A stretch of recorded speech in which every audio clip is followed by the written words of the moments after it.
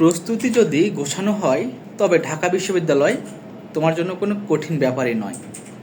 আমি বলছিলাম কি তোমাদের ঢাকা ইউনিভার্সিটিতে চান্স পাওয়ার কথা, তবে সেটা পাওয়ার আগে কিন্তু আমাদের এইচএসসিকে একটা ভালো অস্ত্র হিসেবে আমাদের ব্যবহার করতে হবে।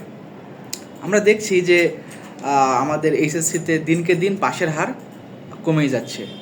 এই যে এইচএসসি 25 ব্যাচ, এরা কি করলো? মাত্র 58% পাস করেছে। এবং দেখা যাবে এই স্টুডেন্টগুলোর মধ্যে ঢাকা ইউনিভার্সিটির যে এক্সাম আছে, অ্যাডমিশন এক্সাম, সেখানে মাত্র 9 থেকে 10% পাস করবে। তার মানে কি? তার মানে হলো আমরা এখান থেকে বুঝলাম যে তোমার প্রস্তুতিতে ঘাটতি রয়েছে, যার ফলে তুমি এই যে ধাপগুলো সুন্দর মতো অতিক্রম করতে পারছো না। তো আমাকে তাহলে কি করতে হবে?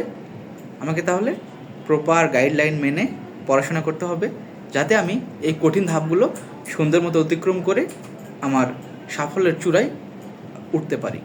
আমাদের আব্বু আম্মু সবাই আমাদের নিয়ে অনেক ভাবে। অন্তত আমরা যদি আমাদের আব্বু আম্মুর কথা চিন্তা করে হলেও পড়াশোনাটা করি, তবে কিন্তু আমরা অবশ্যই ইনশাআল্লাহ তাআলা একটা দিন সাফল্যের চূড়ায় উঠব।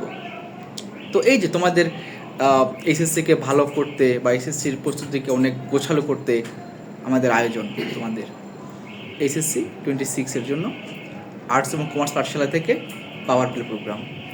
এই পাওয়ার প্লে প্রোগ্রামে তোমরা কিন্তু এবার ফুল সিলেবাসের প্রস্তুতি নিতে পারবে, যেখানে তোমরা সবগুলো সাবজেক্টের কম্প্যাক্ট একটা প্রস্তুতি নিতে পারবে। এবং তোমরা কিন্তু আমাদের পাওয়ার প্লে প্রোগ্রামে মাত্র 1650 টাকাতে এনরোল করতে পারবে এবং সাথে পেয়ে যাবে একটা প্রিমিয়াম জার্সি। আমাদের ক্লাস নভেম্বর মাসে শুরু হতে যাচ্ছে। আর দেরি করো না, তোমাদের বন্ধুদের সাথে নিয়ে আমাদের কোর্সে এনরোল করে ফেলো। ইনশাআল্লাহ তাআলা আমাদের ঢাকা ইউনিভার্সিটির টিচার প্যানেল তোমাদের জন্য তাদের সর্বোচ্চ দিতে চেষ্টা করবে, যেমনটি চেষ্টা করেছিল এইচএসসি 25 ব্যাচের জন্য, যারা এখন অ্যাডমিশন ক্যান্ডিডেট।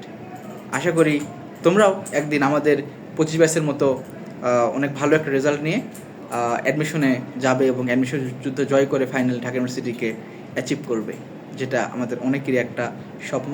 আমাদের টিচারদের কাছে এটা এখন বাস্তবতা, কারণ আমরা সবাই এখন ঢাবিয়ান। তোমরা ইনশাআল্লাহ একদিন হতে পারবে। সুতরাং চেষ্টা করে যাও। ফলদার মালিক আল্লাহ তাআলা। আসসালামু আলাইকুম।